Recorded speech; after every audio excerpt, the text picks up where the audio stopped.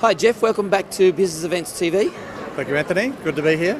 Last time we spoke, you were in the midst of building. Now we're coming towards the end of it, I guess. Tell me more about it. We're actually in the final countdown now. We're just 10 months away from the final completion, but we move into the building, move the whole team into the building in September.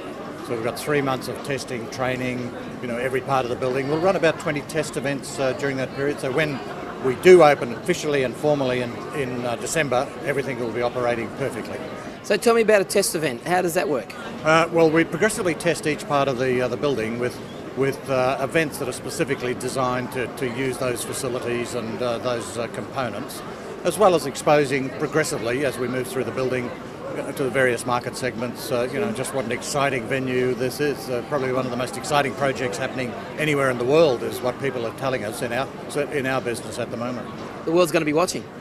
The world is watching, very much so. In fact, we've already got, working closely with our good friends and colleagues at Business Events Sydney, we've got just approaching 40 major international conventions already locked in, as many as 8,000 and as far out as 2022.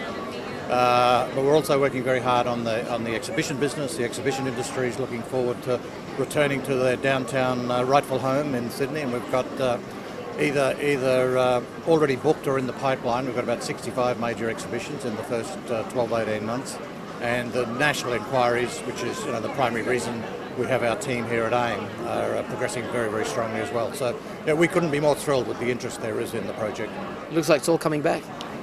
Yes, I think Sydney, it was quite a price to pay, and it was a very, very brave move by the government to put this out to a private tender, and for Sydney to operate without a major facility for 3 years. But I think what people are seeing now, as they're seeing the building near its completion and seeing the interest and the demand that's being generated, they realise that that was a very brave move that's going to pay off with untold benefits for Sydney and for New South Wales. And what's the first biggest conference you got coming in? Well, there's a first, because there's so many different segments we have a first for everything. We have a first exhibition, the Reed Gift Fair in March. We have international conventions in March, and we're working on the first major concerts as well. So there's a number of firsts, but there'll be the first major corporate banquet. So it'll be a venue, and it'll be a period of many firsts.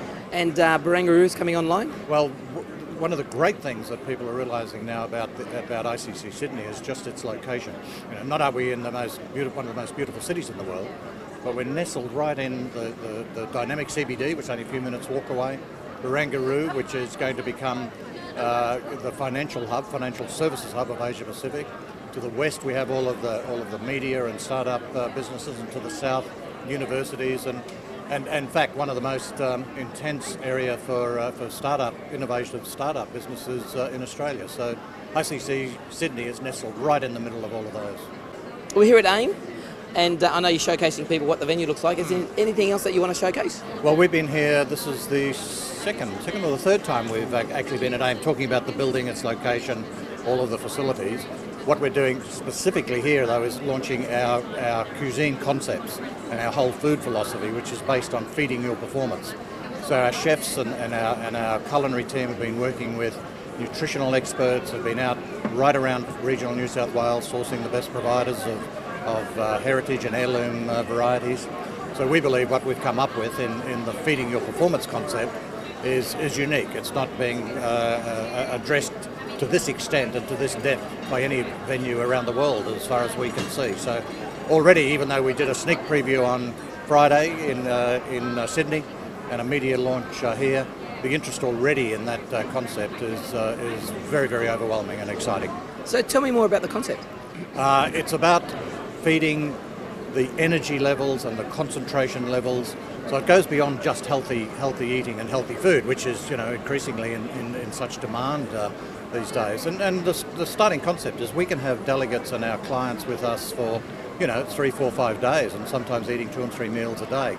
And they're there to work. They're either to be gaining and absorbing knowledge through presentations and seminars, or working very hard on a trade show floor, or even just at a gala dinner. So the whole food concept is to drive that energy, to drive that attention, and to drive that health and vitality, and that's what all of our menus are based on.